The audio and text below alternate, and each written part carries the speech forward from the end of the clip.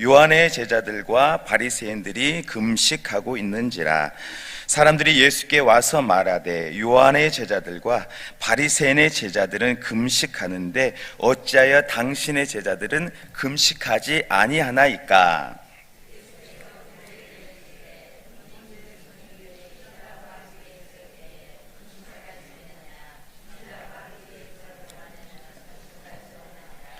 그러나 신랑을 빼앗길 날이 이르리니 그날에는 금식할 것이니라.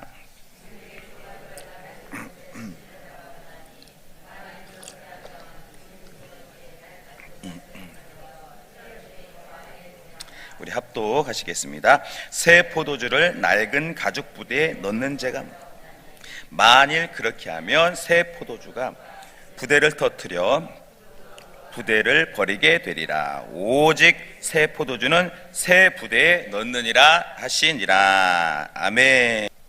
우리들이 신앙생활을 하는데 경건한 몇 가지 방법들이 있는데요. 그 중에 하나가 이제 금식을 하는 것입니다.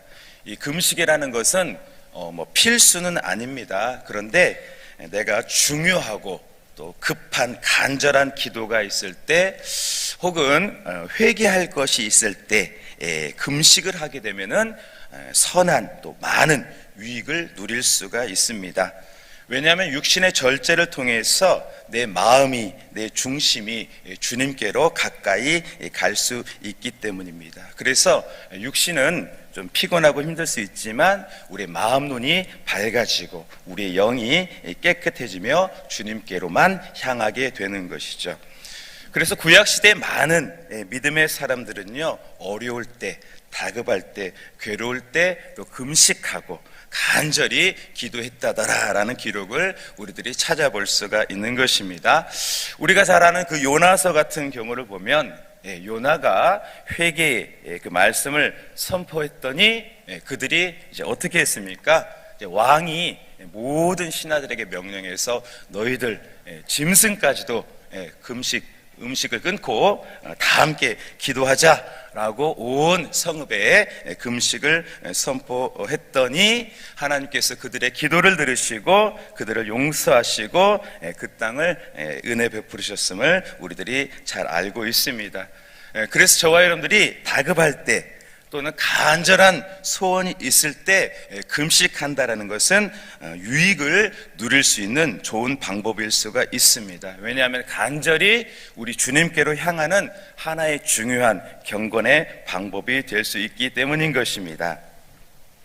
자, 오늘 본문의 말씀은요, 이 금식에 대한 말씀을 기록하고 있는데요. 오늘 본문 18절에 보게 되시면 이제 요한의 제자들이 바리새인들과 함께 금식을 하고 있었다라고 써 있는데요. 예수님과 예수님의 제자들은 그 시간에 어떻게 하고 있었을까요? 모여서 이제 먹고 마시고 있었을 것이라고 보여져요.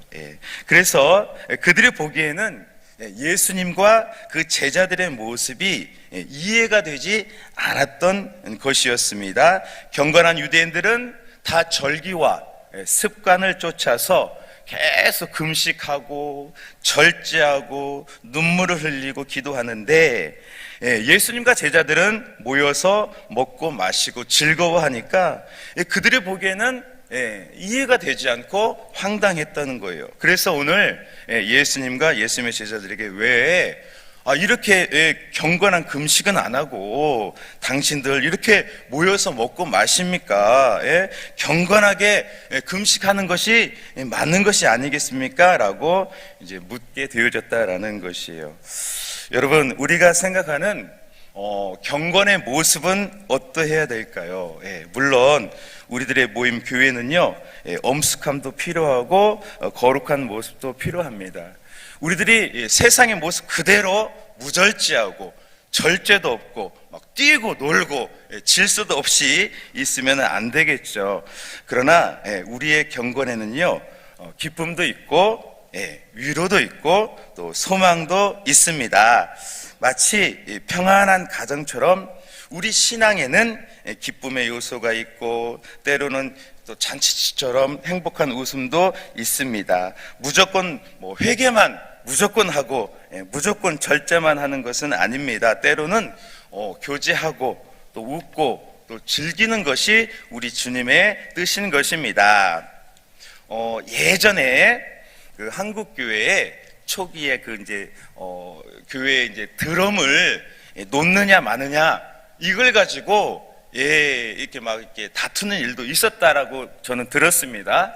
또 이제 그랜드 피아노를 이제 오른쪽에 놓을 것이냐, 왼쪽에 놓을 것이냐, 이걸 가지고 이렇게 이제 다투고 오해한 일들도 있었다라는 거예요. 너무 엄숙함을 강조하다 보니까 어떤 즐거움이나 여유, 감사를 잃어버리게 되었다라는 그런 것이죠.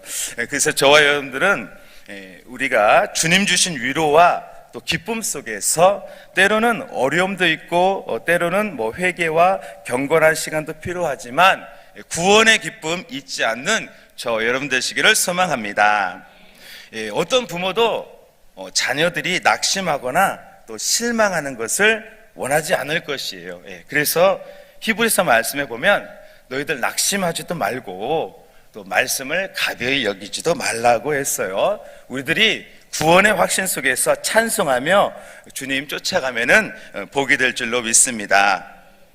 자, 오늘 예수님께서는 이들의 질문에, 금식에 대한 이들의 질문에 뭐라고 말씀하셨을까요? 오늘 우리 본문에 19절 말씀, 우리 19절 어떻게 말씀하셨는지 함께 읽겠습니다. 예수께서 혼인집 손님들이 신랑과 없느니라. 이제 예수님께서 비유를 통해서 말씀을 하셨어요. 왜냐하면 그들이 들어도 깨닫지 못하도록 이렇게 말씀을 하신 건데요.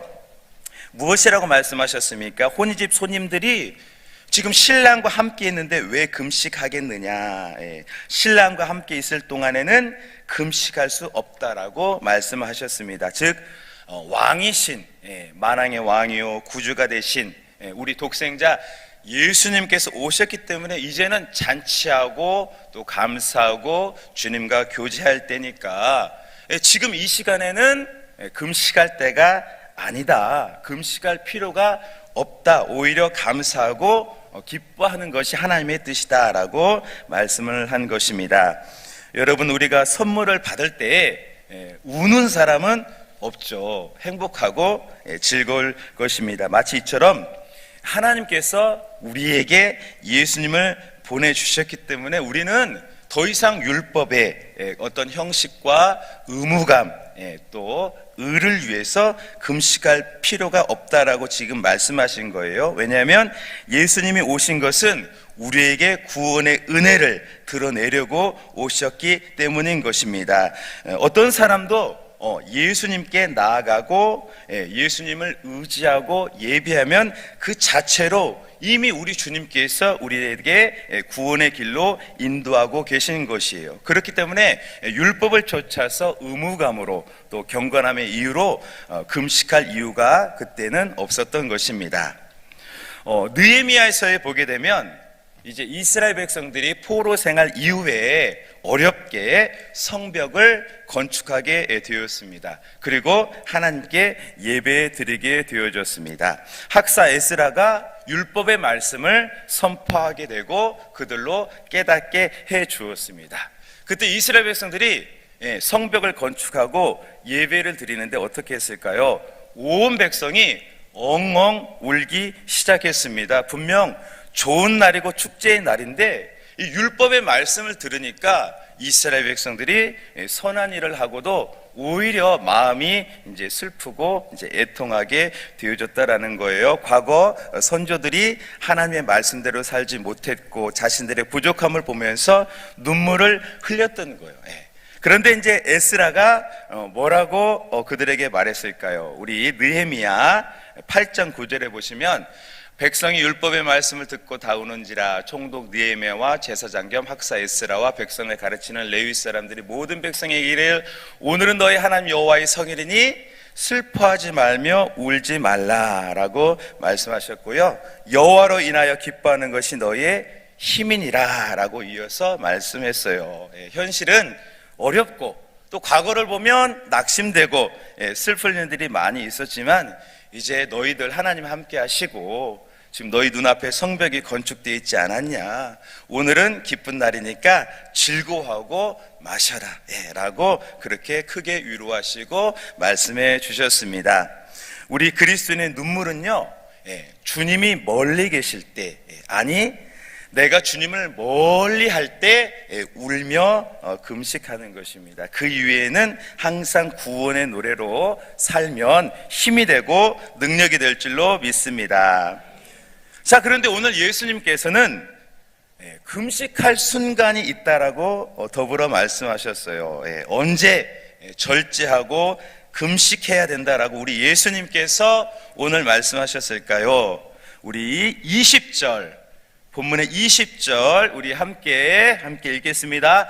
그러나 신랑을 빼앗길 날이 이르리니 그날에는 금식할 것이니라. 우리 예수님께서 십자가의 형벌을 질 때, 그럴 때는 좀 절제하고 세상을 멀리하고 눈물을 흘리고 가까이 할 때라고 말씀했어요. 왜냐하면 우리 예수님이 모든 질고 모든 형벌을 대신 지신 아픔의 날이기 때문에 그날에는, 신랑을 빼앗길 날에는 너희도 절제하라 라고 말씀하셨습니다. 세상 사람들은요, 언제 좋아합니까? 크리스마스 날이라는 그 날을 좋아합니다. 축제이고 뭔가 신이 나서 막 길거리로 나가서 웃고 떠들고 기뻐합니다. 들떠합니다. 그런데 고난주간은 전혀 의식하지 않습니다. 성금요일이 뭔지도 모릅니다. 그저 웃고 또 먹고 사는 것으로 살아갑니다. 왜냐하면 고통은 누구나 싫기 때문입니다. 그러나 우리 주님께서는 우리를 위해서 또 모든 사람을 위해서 십자가로 고통을 담당하셨습니다.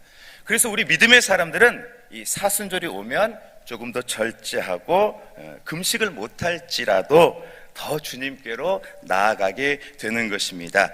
왜냐하면 주님이 나의 죄짐을 져주시고 내가 받아야 할 심판을 대신 담당해 주셨기 때문입니다. 그래서 우리 그리스도인들, 우리 개신교인들은 이 십자가, 이 순환의 날을 기념하며 예배하는 것입니다.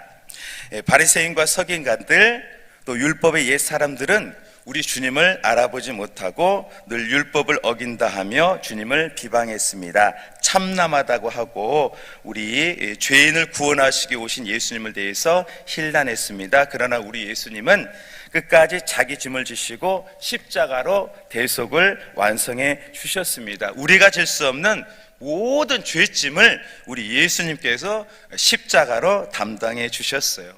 그래서 우리들은 경건하게 고난주간과 또 사순절, 또 성찬식까지 주님을 바라보고 주님을 기념하는 것입니다.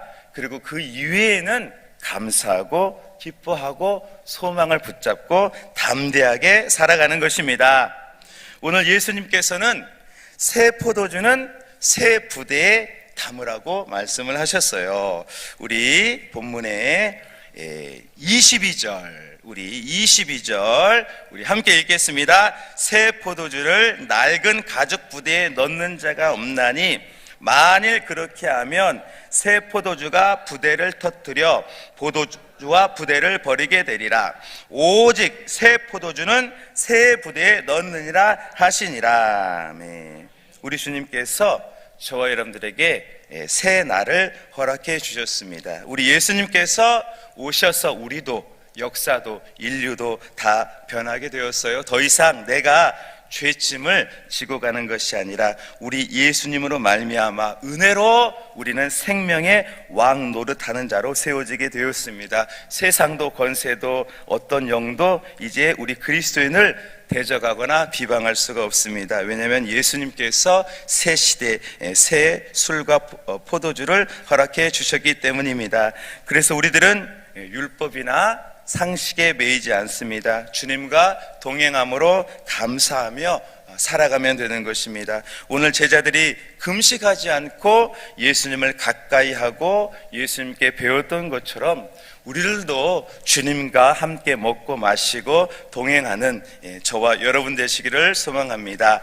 세상은 우리 그리스도인을 알지 못합니다. 우리를 이해할 수 없습니다. 그러나 우리들은 십자가의 대속의 은혜를 알기 때문에 주님 앞에 나아가고 또 세상에서 승리합니다. 옛사람의 그런 모습이 아니라 은혜 받은 새 사람으로서 기쁘게 또 때로는 절제하고 감사하고 사순절을 또 부활절을 바라며 살아가는 우리 모두 저와 여러분 되시기를 소망합니다. 아멘. 우리 기도하겠습니다.